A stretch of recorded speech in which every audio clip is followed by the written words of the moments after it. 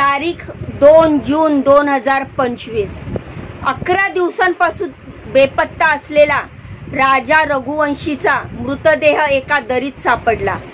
त्याची बायको अजूनही बेपत्ता होती। प्रत्येकाला हा खून दरोडा असंच वाटत होता, पण मित्रांनो खरं कारण काहीतरी वेगळंच होतं। हा राजा रघुवंशी आणि त्याची बायको सोनम लग्नानंतर हनीमूनसाठी शिलाँगला गेले होते, पण तिथे जाताच 24 तासामध्ये ते बेपत्ता झाले। त्यानंतर तब्बल 11 दिवसांनी राजाचा मृतदेह मिळाला होता। झाड कापायच्या करवतीने त्याचा खून करण्यात आला होता आणि हा खून दुसरा तिसरा कोणी नाही तर खुद्द त्याची बायको सोनम हिने केला होता। इंदोरच्या चर्चित राजा रघुवंशी हत्या प्रकरणात मेघालय पोलिसांनी केवळ 7 दिवसांमध्ये मोठे यश मिळवले आहे। पोलिसांनी या प्रकरणात राजा रघुवंशी याच्या पत्नी सोनम आणि 4 जणांना अटक केलेली आहे। पण मित्रांनो, सोनमने तिच्या नवऱ्याची हत्या का केली आणि हत्या झाल्यानंतर सोनम कोणासोबत होती, सगळंच जाणून घेऊया आजच्या माहितीच्या माध्यमातून। तर नमस्कार मित्रांनो, मी रीमा माझ्या यूट्यूब चॅनलवर तुमचं खूप खूप मनापासून स्वागत करते। तर मित्रांनो, इंदोरची ही जी राजा रघुवंशीची केस आहे, यामध्ये जी 7 दिवसामध्ये पोलिसांनी जे यश मिळवलेलं आहे त्याबद्दलची माहिती सांगणार आहे मी या माहितीमध्ये। तर मध्यरात्रीचे 2 वाजलेले होते। ठिकाण होतं उत्तर प्रदेशातील गाजीपूर जवळचा ढाबा।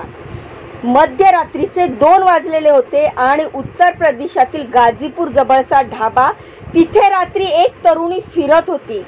अंगावर टी-शर्ट, लोकांनी तिला ओळखण्याचा प्रयत्न केला, पण त्याच्या काहीही लक्षात आलं नाही। ही तरुणी प्रचंड अस्वस्थ होती। बराच धीर धरून ती ढाबा मालकाकडे गेली आणि त्याच्याकडे एक कॉल करण्यासाठी तिने फोन मागितला। ढाबा मालकानेही तिची अवस्था बघितली आणि लगेचच तिची मदत करण्यासाठी स्वतःचा फोन काढून तिला दिला। फोन मिळताच त्या तरुणीने तिच्या भावाला फोन केला, स्वतःबद्दल माहिती दिली, वर असंही सांगितलं की मी गाजीपूरमधील एका ढाब्यावर आहे। फोनवर बोलणं झालं आणि लगेचच सोनम बेशुद्ध पडली। मुलीला बेशुद्ध पाहून ढाबा मालक घाबरला। त्याने लगेचच पोलिसांना माहिती दिली। पोलिसांनी तात्काळ ढाब्यावर पोहोचून मुलीला ताब्यात घेतलं। जेव्हा ती शुद्धीवर आली तेव्हा ती रडू लागली। शुद्धीवर आल्यावर पोलिसांनी तिला तिची ओळख विचारली आणि तेव्हा त्या तरुणीने तिचं नाव सांगितलं। तेव्हा पोलिसांनी डोक्याला हात मारला।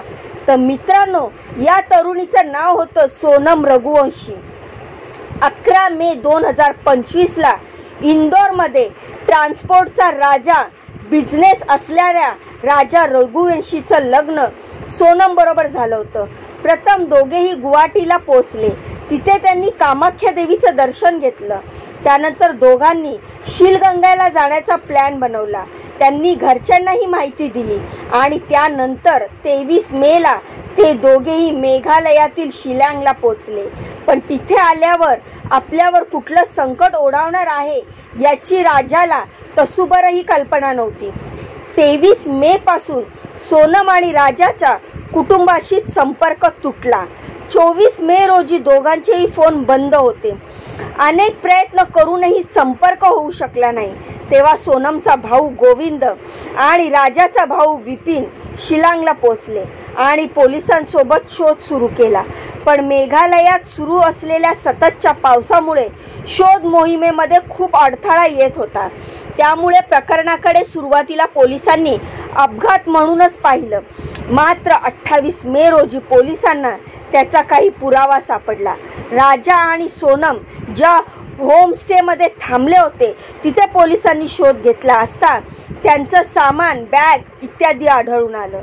त्यानंतर त्यांचा शोध अधिक तीव्र करण्यात आला आणि श्वान पथकाची मदत घेण्यात आली आणि अखेर 2 जून रोजी राजाचा मृतदेह खोल दरीत आढळला। मात्र सोनम अजूनही बेपत्ता होती। सोनमला शोधण्यामध्ये अपयश आल्याने कुटुंबाने मेघालय पोलीस आणि प्रशासनावर निष्काळजीपणाचा आरोप केला होता। मध्य प्रदेशचे मुख्यमंत्री मोहन यादव यांनीही या प्रकरणाची सीबीआय चौकशी करण्याची मागणी करणारे पत्र लिहिले होते। त्यानंतर सीएम यादव यांनी केंद्रीय गृहमंत्री अमित शहा यांना पत्र पाठवलं। तथापि सीबीआय चौकशी सुरू होण्यापूर्वीच सोनम सापडली आणि तिचं सगळं कांड उघडकीस आलं। शिवाय या केस संबंधी मेघालयाच्या ज्या डीजीपीचे विधान समोर आले आहे त्यांनी म्हटलंय की राजाची पत्नी सोनम रघुवंशी यांनी हत्येसाठी व्यावसायिक मारेकरांना सुपारी दिली होती।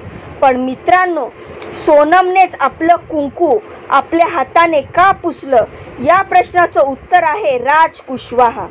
हिंदुस्तान टाइम्सने दिलेल्या बातमीनुसार सोनमच्या घरच्यांचा व्यवसाय आहे, इथेच राज कुशवाहा हा काम करतो आणि सोनमच्या घरच्यांचा म्हणजे सोनमच्या माहेरच्यांचा जो व्यवसाय आहे तिथे कामगार नोकर म्हणून काम करणारा हा राज कुशवाहा आणि सोनमचं एकमेकांवर प्रेम होतं। तिला लग्न राजसोबत करायचं होतं पण झालं राजासोबत आणि म्हणूनच त्यांनी दोघांनी मिळून राजाला संपवलं। आता या हनीमून हत्या प्रकरणात इंदोर आणि मेघालय पोलिसांच्या संयुक्त कारवाईत मोठा खुलासा झालाय। राजा रघुवंशी यांच्या हत्या प्रकरणी तिघांवर गुन्हा दाखल करण्यात आलाय। या तिघांमध्ये विक्की ठाकूर, आनंद आणि राज कुशवाहा यांचा समावेश आहे। पोलीस तपासामध्ये असं समोर आलं आहे की संपूर्ण कटाचा मास्टरमाइंड राज कुशवाहा होता आणि तो सातत्याने सोनमच्या संपर्कात होता। कॉल डिटेल्स रेकॉर्डच्या आधारे पोलिसांनी त्याला शोधून अटक केली आहे। मिळालेल्या माहितीनुसार राजा रघुवंशी याच्यावर पहिला हल्ला अनन्या यांनी केला होता आणि त्यानंतर उर्वरित दोघांनी हत्येची योजना पूर्ण केली। सूत्रांच्या माहितीनुसार मेघालयाला जाण्याची तिकीटं सोनमने स्वतः बुक केली होती, मात्र परतीची तिकीटं कोणतीच तिकीटं तिने घेतली नव्हती। यावरून संशय आणखीन कडक झाला। असं दिसून आलं की राजा रघुवंशीला संपवण्याचा कट हा आधीच रचण्यात आलेला होता। सध्या राज कुशवाहा आणि विक्की ठाकूर इंदोर पोलिसांच्या ताब्यात आहे आणि त्यांची कसून चौकशी सुरू आहे। तर तिसरा आरोपी आनंद याला शिलाँग पोलिसांनी मध्य प्रदेशमधील सागर शहरातून ताब्यात घेतले असून तो सध्या मेघालयमध्ये आहे।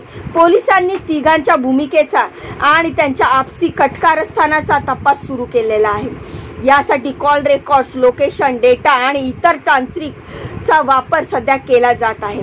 पोलिसांच्या माहितीनुसार या प्रकरणामध्ये अजून काही लोकांची अटक होण्याची शक्यता आहे, कारण या कटात आणखीन काही जण सामील असण्याची शक्यता वर्तवलेली जात आहे। तर कसं काय झालं हे पुढे कळेलच। कोण आहे या हत्याकांडामध्ये सामील आणि हे कसं घडलं हे मी तुम्हाला पुढच्या माहितीमध्ये नक्की सांगेलच। पण सोनमला नेमकी कोणती शिक्षा झाली पाहिजे कमेंट करून मला नक्की सांगा। या माहितीबद्दल तुमच्या काय प्रतिक्रिया आहेत हे देखील मला कमेंट करून सांगा। तर भेटूया अशीच पुढे नवीन महत्त्वपूर्ण दमदार लेटेस्ट अपडेट घेऊन। तोपर्यंत स्वतःची काळजी घ्या। जाण्याआधी व्हिडिओला लाईक करा, चॅनलला सबस्क्राईब करा। भेटूया पुढच्या व्हिडिओत। तोपर्यंत स्वतःची काळजी घ्या। बाय बाय आणि नमस्कार।